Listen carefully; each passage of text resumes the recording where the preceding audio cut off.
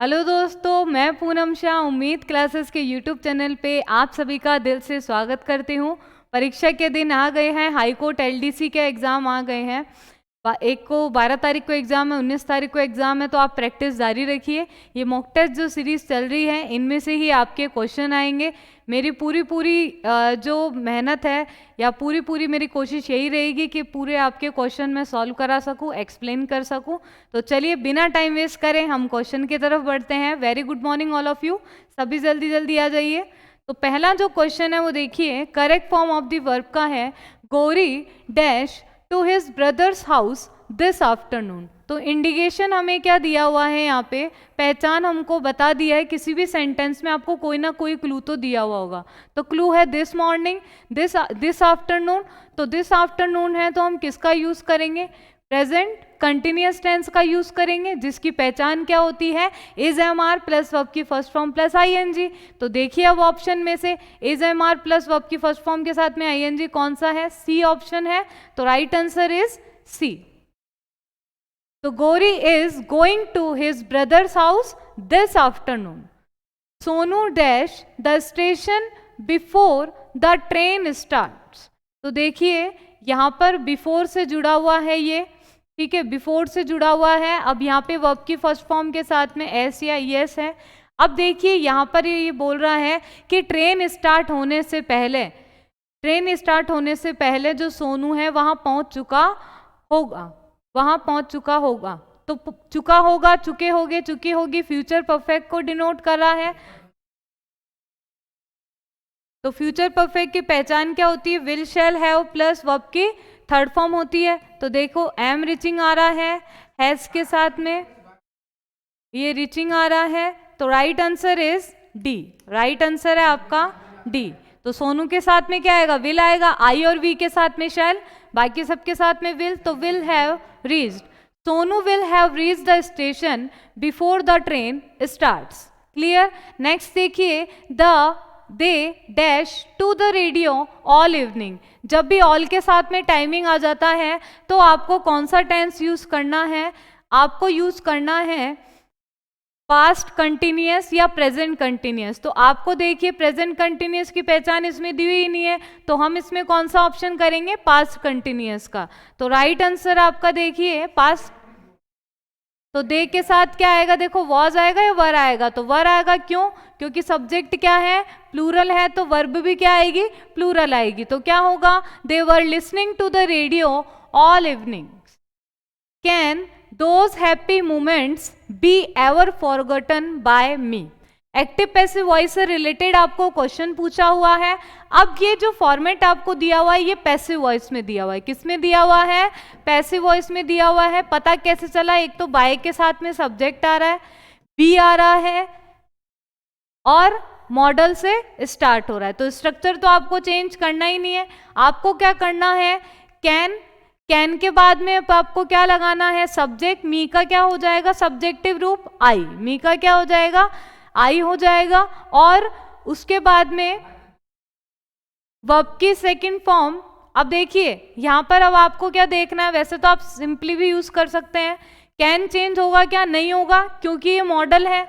तो देखो कुड भी नहीं आएगा, कुड भी नहीं आएगा, शैल भी नहीं आएगा, विल भी नहीं आएगा। तो राइट आंसर कौन सा है, बी है। तो देखिए अब इसको कैन, आई, मी का क्या बन गया, आई आ गया, एवर था, एवर आ गया, फॉरगेट फर्स्ट फॉर्म का यूज करते हैं मॉडल के साथ में, दोज हैप्पी मोमेंट्स, ये पूरा क्या आ गया आपका, ऑब्जेक्ट आ गया। तो right answer is B. Next देखिए, you have to do this immediately. तो एक्टिव वॉइस में आपको दे रखा है, यहां पे है हैज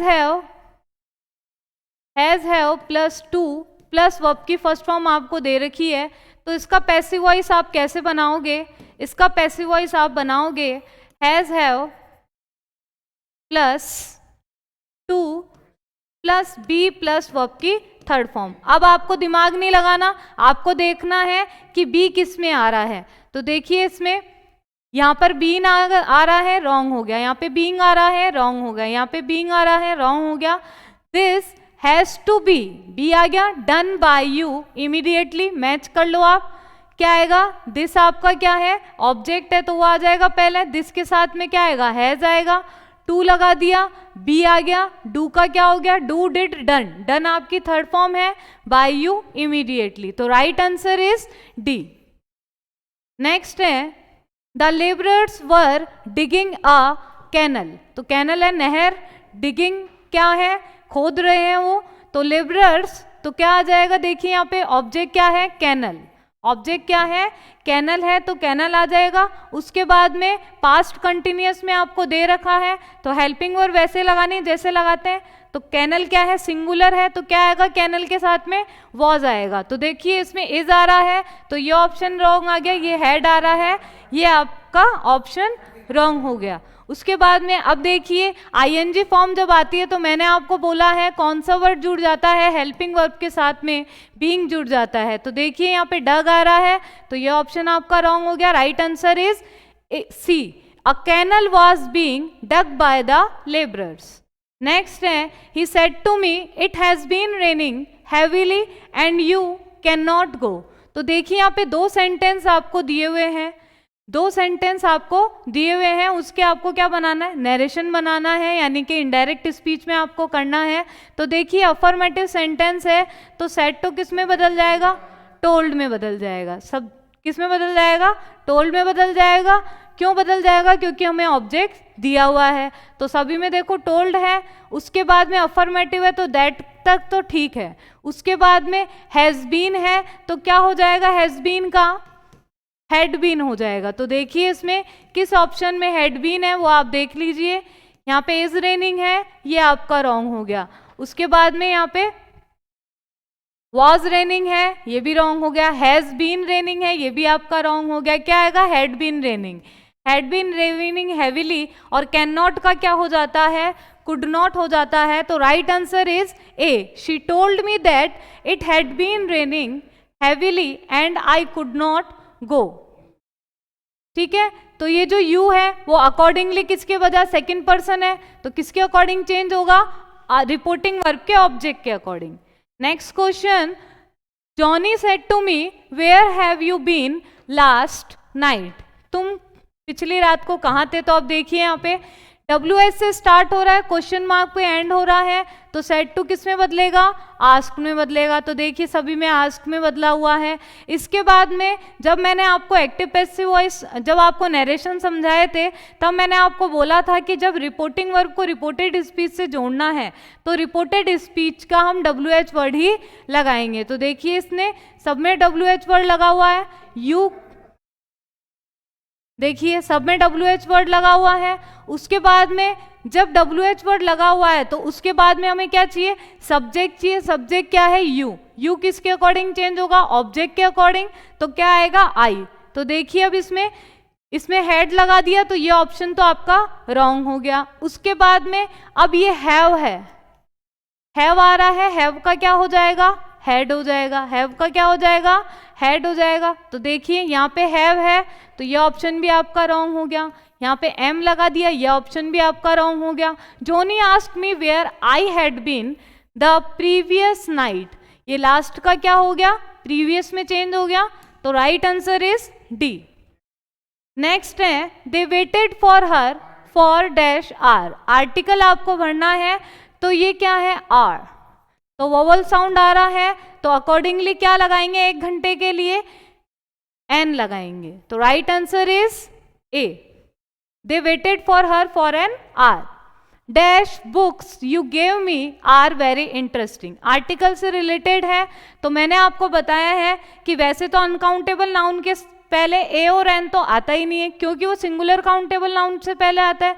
अब यहाँ पे एडिशनल इंफॉर्मेशन दी हुई है, क्या, यू गेव मी, यानी कि वो बुक्स जो तुमने मुझे दी थी वो बहुत इंटरेस्टिंग है, तो एडिशनल इंफॉर्मेशन आ गई, तो पर्टिकुलर का सेंस आ गया तो हम किसका यूज करेंगे, द का यूज करेंगे, तो सेंटेंस क्या बनेगा, the books you gave me are very interesting. Next देखिए फॉल्सहुड इज ओडियस, यानी कि झूठ बोलना क्या है, गंदी बात है, तो फॉल्सहुड तो क्या है, एब्स्ट्रैक्ट नाउन है, तो उससे पहले आप कोई आर्टिकल नहीं लगाएंगे, no article will be used. Next देखिए what dash beautiful scene this is. Exclamatory sentence जब भी आता है तो इसी तरह से आता है, व्हाट अ ब्यूटीफुल प्लेस। तो किसका यूज करेंगे आप? ए का यूज करेंगे। तो what a beautiful scene this is. Some politicians are very sensitive dash criticism. Preposition आपको बतानी है, तो प्रीपोजिशन आपको बतानी है तो सेंसिटिव के साथ में आपको कौन सी प्रीपोजिशन लगाएंगे? On criticism, at criticism, to criticism और इनटू क्रिटिसिज्म। तो से के सेंस में यहाँ पे जो प्रीपोजिशन लगेगी वो क्या लगेगी? सी लगेगी, to criticism. Shakespeare had a great insight यानी परिकल्पना डैश ह्यूमन नेचर। तो अब देखिए इंसाइट यानी कि उसने अंतर्दृष्टि देखी है, उसके पास में एक अंतर्दृष्टि थी, किसको देखने की? ह्यूमन नेचर को देखने की। तो क्या आएगा यहाँ पे? इनटू आएगा। आपकी प्रीपोजिशन क्या हो जाएगी? Into human nature, human nature में के अंदर। अब इमेंसिपेशन सिनोनिम आपको पूछा है, पर्यायवाची आपको पूछा है, इसका मतलब होता है मुक्ति। सिनोनिम्स लिखिए इसके।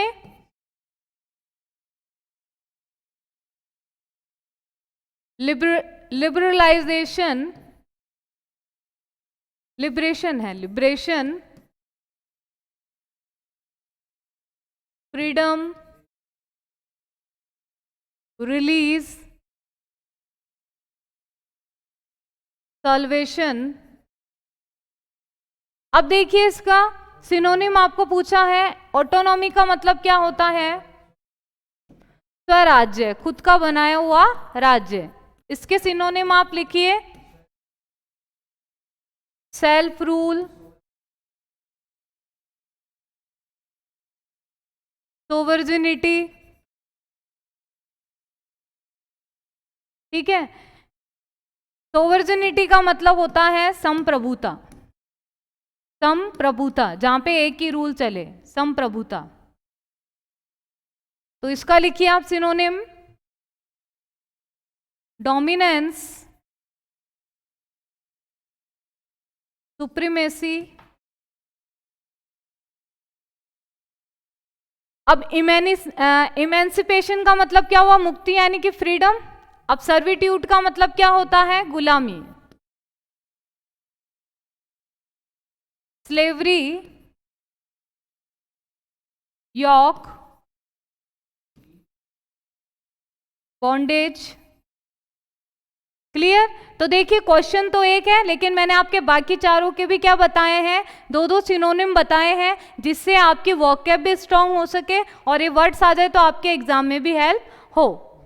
वैसिलेट का मतलब क्या होता है? डगमगाना, डगमगाना या हिलना।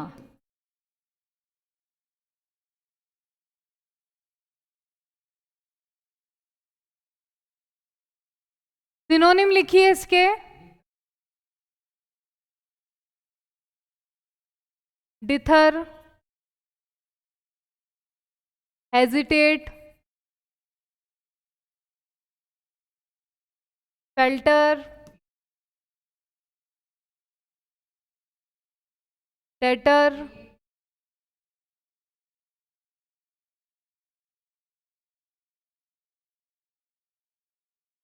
टीटर। तो ये सभी क्या आ जाएगा? डगमगाने में आ जाएगा। तो देखिए दोस्तों इसमें क्या होगा? वेवर आपका राइट आंसर होगा। वेवर का मतलब भी होता है डगमगाना। नेक्स्ट देखिए रेलीगेट, रेलीगेट को बोलते हैं निर्वासित करना, यानी कि किसी को डिस्पोजेस करना, बाहर निकाल भेजना। डिस्प्लेस करना, बैनिश, डिस्पोजेस। सस्टेन का मतलब होता है कायम रहना, डटे रहना। Keep, survive, continue. नेक्स्ट देखिए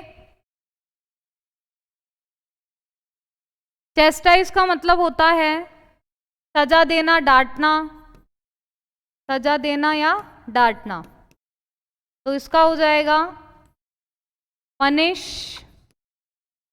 स्कोल्ड डांटना, चाइड फटकारना, एडमोनिश, ये सभी किसके सिनोनिम्स हो गए आपके? चेस्टाइज के। तो right answer is waver. Next है एंटोनिम, आपको पूछा है, अपोजिट आपको पूछा है, यील्ड का लिखिए आप। यील्ड का मतलब होता है झुकना या फिर स्वीकार करना या सहमति दे देना। सरेंडर करना, सबमिट करना, एक्सेप्ट करना। ठीक है। रेस्पॉन्ड का मतलब होता है जवाब देना। तो इसका आप एंटोनिम लिखिए इग्नोर। और इग्नोर का मतलब क्या होगा? इग्नोर का मतलब होता है ध्यान नहीं देना उस पर। सर्वाइव का मतलब होता है जीवित रहना। एंटोनिम लिखिए आप इसका।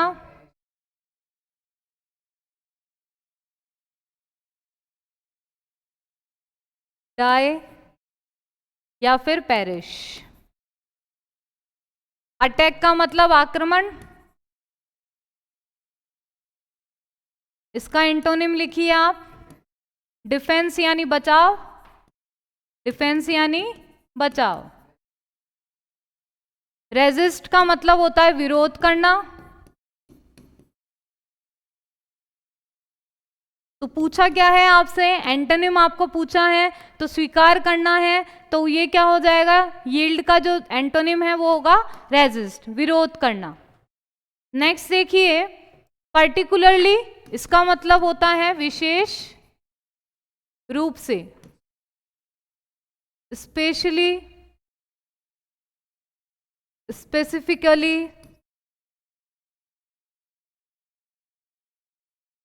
एस्पेशली, एक्सट्रीमली,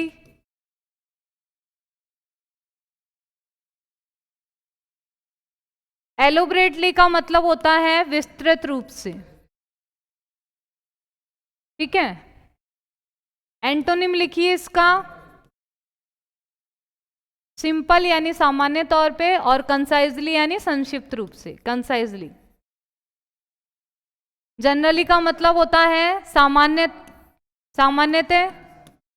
तो आंसर क्या हो जाएगा? पर्टिकुलरली विशेष रूप से, और जनरली है सामान्यतया। ठीक है। कंप्रीहेंसिवली व्यापक रूप से, ब्रॉड सेंस में। इसका एंटोनिम है आपका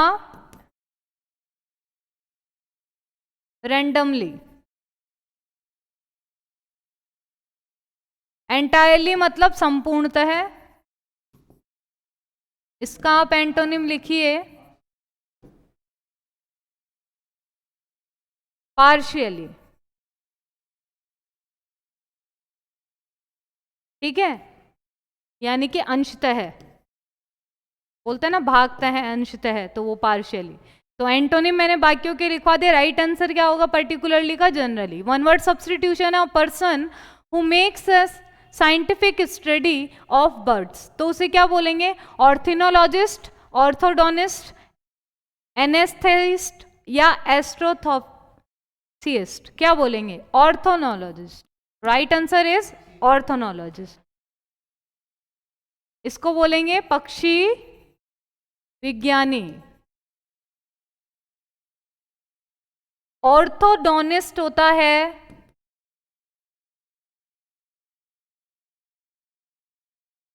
दंत, यानी कि जो दांत को आगे पीछे करता है ना, सही करने का जो काम करता है, वो कहलाता है ऑर्थोडोनिस्ट। एनेस्थेटिस्ट का मतलब होता है, बोलते हैं ना एनेस्थेसिया, बेहोश करने वाला, तो वो एनेस्थेस्ट वहीं से बना है, बेहोश करने वाला। और एस्ट्रोफिजिस्ट का क्या मतलब होगा? खगोल विज्ञानी, जो अंतरिक्ष की इनकी जो स्टडी करता है, वो आपका हो जाएगा एस्ट्रोफिजिक्स। नेक्स्ट देखिए, having to do with artistic beauty, यानी कि कोई भी चीज को आर्टिस्टिक रूप से करना, उसे हम क्या कहेंगे? तो देखिए, सबसे पहले एक्सीलेंस है। एक्सीलेंस का मतलब होता है श्रेष्ठता से, ठीक है। आर्टफुल का मतलब होता है चालाक। क्रिएटिव का मतलब होता है सृजनात्मक। और एस्थेट का मतलब होता है